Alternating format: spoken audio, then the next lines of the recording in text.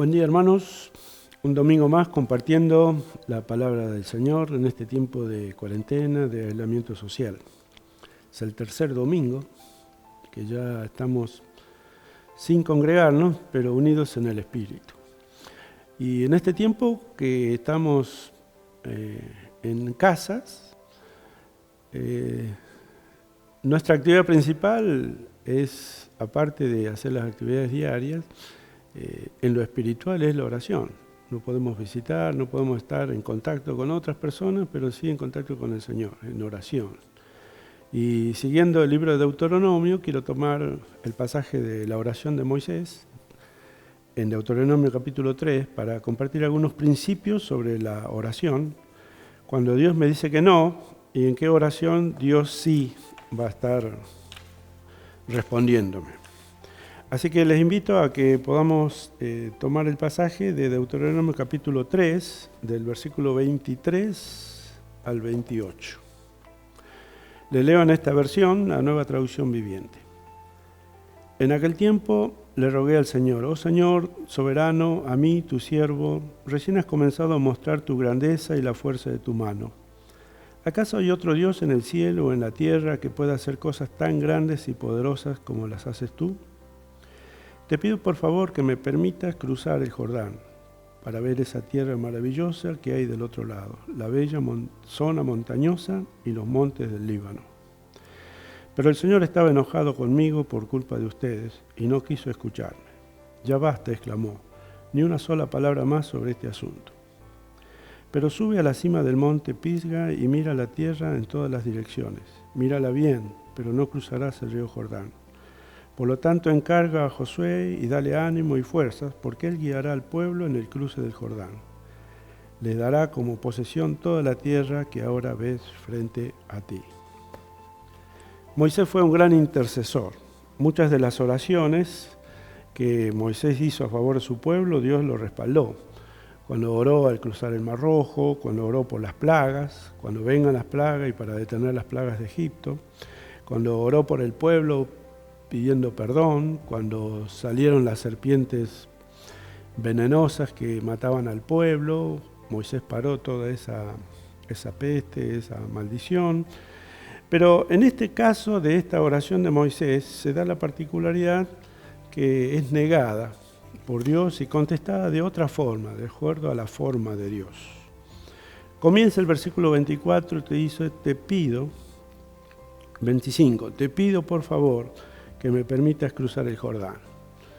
Moisés, en todos sus 40 años de peregrinaje en el desierto con este pueblo, estaba a punto de entrar y él también quería participar de toda esta cruzada, toda esta tarea que el Señor le había mandado a hacer y que estaba allí en las puertas. Algo había pasado anteriormente. En Números capítulo 20, en versículo 11 y 24, relata que Dios se enojó con Moisés y con Aarón porque no le habían dado la gloria a él.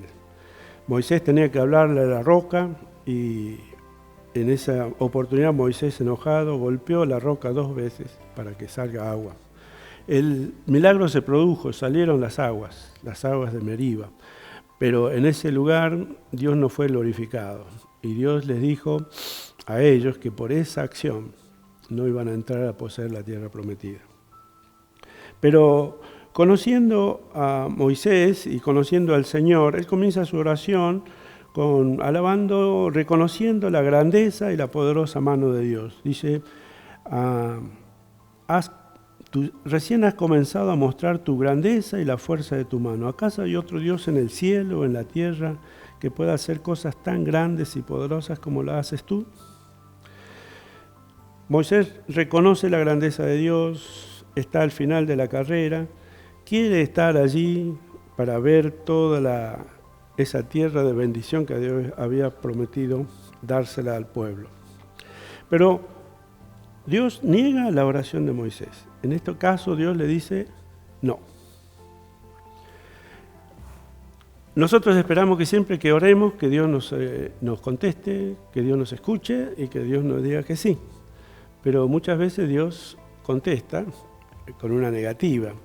No a la forma de Moisés, sí a la forma que Dios quiera hacerlo. Y enseña también sobre la seriedad del pecado. En ese momento ellos no le habían dado la gloria a Dios, y Dios, acá Moisés le dice al pueblo: el Señor estaba enojado conmigo por culpa de ustedes. En este caso, en el versículo 25, 26, Moisés le dice que un poco por razón del pueblo, el error había sido de Moisés y de Aarón, y eso Dios no lo pasó por alto. Entonces estaba esa negativa, algo detiene la mano de Dios para contestar nuestras oraciones. Y aquí quiero detenerme en algunos puntitos. Muchas veces la negativa de Dios no pasa solamente porque Dios nos dice que no, sino porque a veces tenemos que tomar nosotros decisiones. Muchos de los problemas no requieren oración, sino una decisión de nuestra parte, como por ejemplo arrepentirnos y obedecer. Por ejemplo, si nosotros podemos orar para que Dios nos dé más y más trabajo y más de su presencia, hay una condición. Dios en su palabra dice: los que son fieles en lo poco, también van a ser fieles en lo mucho. Entonces, en este caso es una decisión. Para que Dios me conteste y siga dándome más de sí, de su presencia, requiere que yo también me comprometa, que yo obedezca, que yo haga mi parte. Por otra parte también, por ejemplo, a los que son injustos y piden justicia. Si en alguna ofensa en nuestra vida, si alguien nos hizo mal, muchas veces nosotros nos vengamos, divulgamos, hablamos a otros, murmuramos, juzgamos, y después vamos a pedirle que Dios haga justicia. Y bueno, en esas oraciones Dios no escucha. Yo hice todo, no le di lugar a Dios, no obedecí a lo que Dios en su palabra me dice. Entonces son oraciones que no prosperan. O, por ejemplo, hay oraciones que pedimos que Dios nos dé más fruto, que nos haga prosperar. Pero, por otra parte, nosotros tenemos que sembrar. Es decir, yo no puedo esperar cosechar sin sembrar. Es otra ley espiritual. Decisiones que nosotros tenemos que tomar. En oraciones que también no prosperan, muchas veces Dios nos da una instrucción para que se desate la bendición. Muchas veces Dios nos dice qué hacer antes de recibir. Por ejemplo, en Primera de Reyes, capítulo 17, está la historia, el pasaje de la viuda de Sarepta de Sidón. Una viuda que estaba en una situación de mucha carencia, muy mal en su hogar, con su hijo dispuestos a morir. Tenían solamente un puñado de harina y aceite en su casa, y era como que ya se dejaban morir. A esa casa llega Eliseo, el profeta, por mandato de Dios. Y Eliseo le dice: hazme una tortilla para mí y lo que quede para ustedes. Pareciera ser algo muy fuerte, muy tirano, pero esta viuda obedeció a lo que el profeta le había dicho, y a cambio de eso, el profeta le dijo: bueno, no va a escasear el aceite ni la harina, y todo lo que vos puedas vas a seguir viviendo con la provisión de Dios. Algo tenía que hacer la viuda para que desate la bendición. Esa es una instrucción previa para recibir la bendición de Dios. Por ejemplo, también está la historia de Job, en Job capítulo 42, 10, Job estaba pasando mal su situación, ya como que estaba a lo último de todo su peregrinaje en este proceso que Dios lo había llevado. Entonces, cuando Dios le dice que ore por sus amigos, Job capítulo 42, versículo 10, entonces todos sus hermanos y hermanas, cuando Job oró por sus amigos, el Señor le restauró su bienestar. Es más, el Señor le dio el doble de lo que antes tenía. ¿Cuándo ocurrió eso? Cuando Job oró por sus amigos. Sus amigos no habían sido justamente los grandes amigos. Lo habían acusado a él injustamente, pero sin embargo Job oró por sus amigos, intercedió por ellos, y ahí desató la bendición de Dios. Oraciones que muchas veces nosotros tenemos que hacer algo. Esto es lo que hay una instrucción previa. Otro ejemplo es en los 10 leprosos, en Lucas capítulo 11. Vinieron 10 leprosos a pedirle a Jesús que los sane. Jesús le dijo, vayan y preséntense al sacerdote. Y ellos volvían, y cuando volvieron, fueron sanados. Está la acción. Obedecieron, y en esa acción Dios les contesta las oraciones. Por eso, es un proceso de instrucción antes de recibir la bendición de Dios. Muchas oraciones también Dios no nos contesta porque no es el tiempo. No es el tiempo. Gálatas capítulo 4, versículo 1 y 2.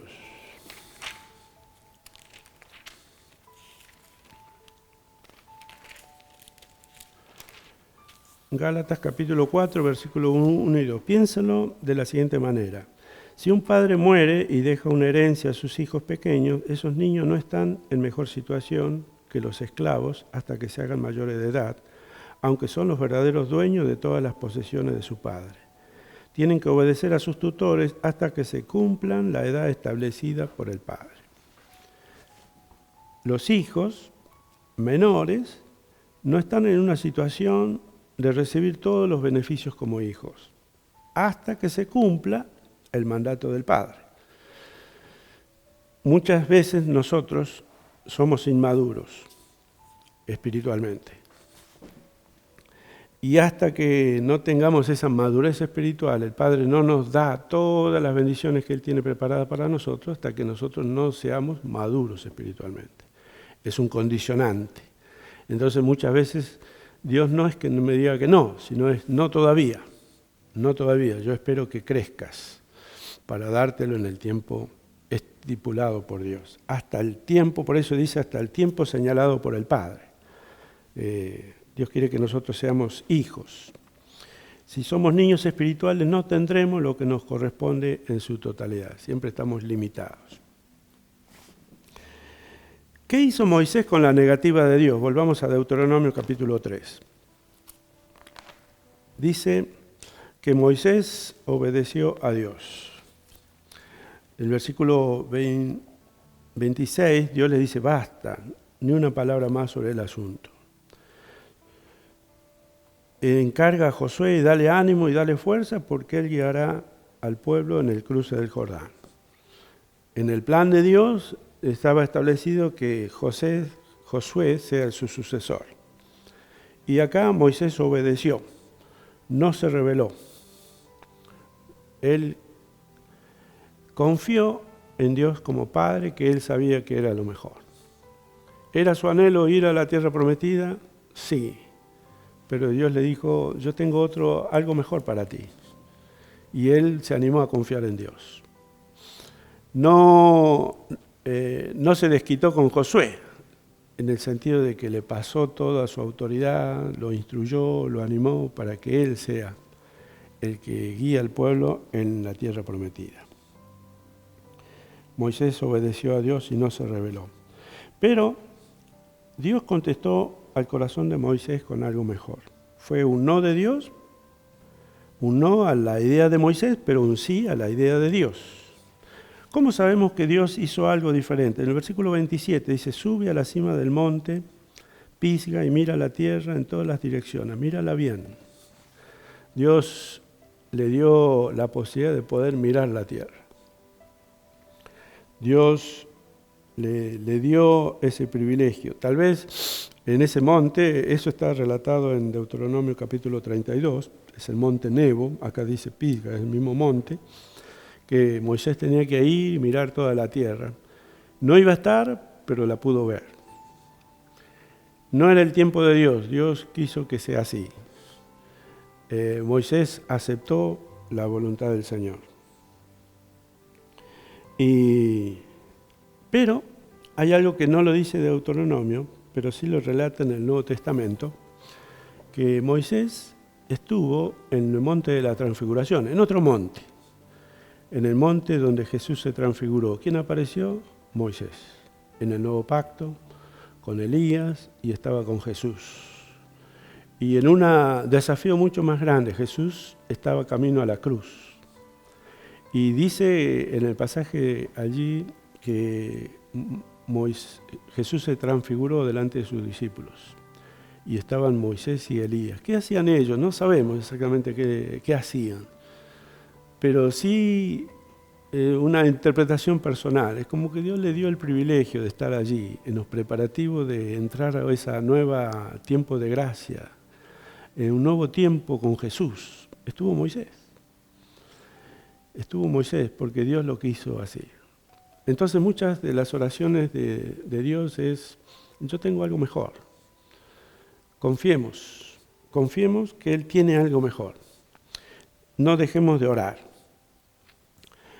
La historia la historia de San Agustín, cuenta la historia que su mamá, llamada Mónica, era muy creyente, y San Agustín era un joven totalmente en el mundo, y su mamá oraba que San Agustín confiara en Dios, que creyera en Dios. Y tenía en su plan San Agustín viajar a Italia. Y su mamá oraba que no viaje a Italia. Y ella oraba a Dios que no vaya a Italia, porque decía: si en este pueblito que vivimos San Agustín hace esta vida, ¿qué va a pasar cuando vaya a esa capital del mal, ahí en Roma, con todos los placeres y todo eso? Sin embargo, más allá de las oraciones de su mamá Mónica, Agustín viajó a Italia, se encontró con Ambrosio, un predicador. Ambrosio le predicó de Jesucristo y Agustín se convirtió. Después fue el San Agustín, uno de los pilares de la iglesia primitiva. Muchas veces nosotros oramos, creemos que es lo mejor, pero Dios tiene algo mejor. Nuestra oración no debe ser dejar de orar, sino dejar que el Señor haga su voluntad. La clave sería: nosotros oremos para que los propósitos de Dios se cumplan. Yo personalmente podría darle una crítica a la petición de Moisés. Era una petición personal, él quería estar, pero no era el plan de Dios. Pero quiero referirme a otra oración de Moisés. Hubo oraciones que Dios le dijo que no a Moisés, Dios las contestó a su forma, pero en esta oración Moisés fue muy atrevido en su fe, en todo lo que pidió, y Dios le concedió. Porque dice en esos versículos que Moisés hablaba con él cara a cara, no por revelaciones ni por sueños, sino cara a cara. Esa intimidad que tenía Moisés con Dios era reconocida por el pueblo. Y él se animó a orar de esta forma. Vayamos Éxodo 33:11. Cuando el pueblo, voy a empezar el versículo 10. Cuando el pueblo notaba que la nube se detenía a la entrada de la carpa, cada persona se paraba a la entrada de su propia carpa y se inclinaba. Dentro de la carpa de reunión, el Señor hablaba con Moisés cara a cara, como quien habla con un amigo. Moisés regresaba al campamento, mientras que su asistente, el joven Josué, hijo de Nun, permanecía en la carpa de reunión. Un día Moisés dijo al Señor: tú me has estado diciendo, lleva a este pueblo a la tierra prometida, pero no me has dicho a quién enviarás conmigo. Me has dicho: yo te conozco por tu nombre y te miro con agrado. Si es cierto que me mira con buenos ojos, permíteme conocer tus caminos, para que pueda comprenderte más a fondo y siga gozando de tu favor. Y recuerda que esta nación es tu propio pueblo. Y acá yo quiero rescatar la profundidad de esta oración de Moisés, que Dios le contestó y que Dios se puso contento de que Moisés, su amigo, le pidiera estas cosas. Y en el versículo 13, si es cierto que miras con buenos ojos, permíteme conocer tus caminos. En la otra versión dice: muéstrame tu camino. No era, digamos, que tenía que pasar por tal lugar geográfico, sino mostrar el camino es cómo te conduces, cuál es tu propósito, qué vas a hacer, cuál es tu pensamiento. Yo quiero conocerte más a ti. Si hay algo que Dios se quiere revelar, es a aquellos que le buscan cómo actúa Dios. Y en este tiempo nosotros tendríamos que orar en esta dirección. Señor, ¿qué nos quiere decir? ¿Qué estás diciendo desde el cielo? Dios en este tiempo está parando el mundo con un bichito invisible que no lo vemos, pero todo el mundo está en una cuarentena. ¿Cuál es el mensaje de Dios? nosotros tenemos que aprender a escuchar esos mensajes de Dios. Y podemos orar en ese sentido. Señor, muéstranos tu camino. ¿Qué tenemos que hacer como iglesia ahora? Señor, ¿cómo tenemos que comportarnos? Señor, nosotros queremos sumarnos a lo que tú estás haciendo. No es solamente cúrame a mí, que cubre mi familia. Está bien que oremos así, pero vayamos a un nivel más profundo. Señor, permíteme conocer tus caminos. Podemos comprenderte más a fondo y siga gozando de tu favor. En esta versión dice, para que pueda comprenderte más a fondo. Quiere decir, elevarnos en el nivel de interpretar, ver la mano de Dios lo que está haciendo en este tiempo. Y que siga gozando de tu favor. Y Moisés dice, y recuerda que esta nación es tu propio pueblo. Nosotros podemos decir, somos tu iglesia. Señor, somos tu iglesia. Estamos acá en estos. Estamos en el mundo, pero no somos del mundo. Señor, ¿cómo quieres que nosotros te agrademos en este tiempo? ¿Cómo quieres que nosotros seamos luz? ¿Cómo quieres que nosotros prediquemos en este tiempo? Y acá el Señor dio el ok. Fue la petición correcta, el momento correcto, la dependencia correcta, y en el versículo 14 el Señor respondió, yo mismo iré contigo, Moisés, y te daré descanso, todo te saldrá bien. Y con esto quiero terminar. Es como que la presencia de Dios con nosotros es una garantía de que nos va a dar descanso, no vamos a andar con temores, no vamos a andar a ver qué va a pasar, no vamos a andar a ver, Señor, temerosos, sino decir, si tú estás conmigo, si tú estás con nosotros, Señor, ¿quién contra nosotros? Si tú estás con nosotros, Señor, nosotros podemos descansar. Nosotros podemos tener paz en medio de la tormenta. Si tú estás con nosotros, Señor, y en esta versión termina ese versículo 14, todo te saldrá bien. Todo te irá bien. Todo ayudará para bien. En el Salmo 1 dice, bienaventurado el varón que no estuvo en consejo de malo ni en silla de pecadores se ha sentado, sino que en la ley de Jehová está su delicia, su ley medita de día y de noche, y todo le saldrá bien.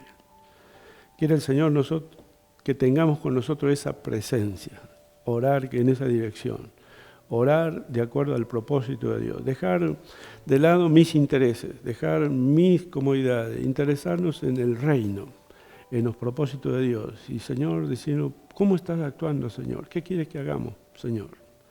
¿Qué puedo hacer yo en este tiempo, Señor? ¿Qué me quieres enseñar? Señor, ¿qué quieres hacer con tu iglesia? ¿Tú nos estás preparando para algo? Aprovechemos este tiempo para hacernos estas preguntas, hagamos la introspección de nuestro nivel espiritual con Dios, para que nosotros podamos orar en esa dirección. Señor, tu presencia con nosotros. Todo puede pasar, todo puede cambiar, pero si tú estás con nosotros, Señor, tú nos vas a dar descanso y todo nos va a salir bien. Oremos, aprendamos de estos principios de la oración de Moisés. El capítulo 33 sigue orando Moisés y busca más de la gloria y de la presencia de Dios. Yo solamente quiero resaltar esto, de que oremos sumándonos a los propósitos de Dios, para que Él nos revele más cómo es Él, cuál es el grande Dios que tenemos nosotros en cual podemos confiar. Oramos. Señor, gracias por tu palabra, tu promesa. Buscamos tu presencia, Señor, y sumarnos a lo que tú quieres hacer en este tiempo, en el mundo, en Argentina, en tu iglesia, en el mundo. Mirar más allá de las circunstancias para mirarte a ti, Padre, y sumarnos a tu obra. Que se cumpla tu voluntad, tu presencia con nosotros, Señor, que tú nos des descanso. Confiamos en ti, en el nombre de Jesús. Amén. Amén. Dios le bendiga.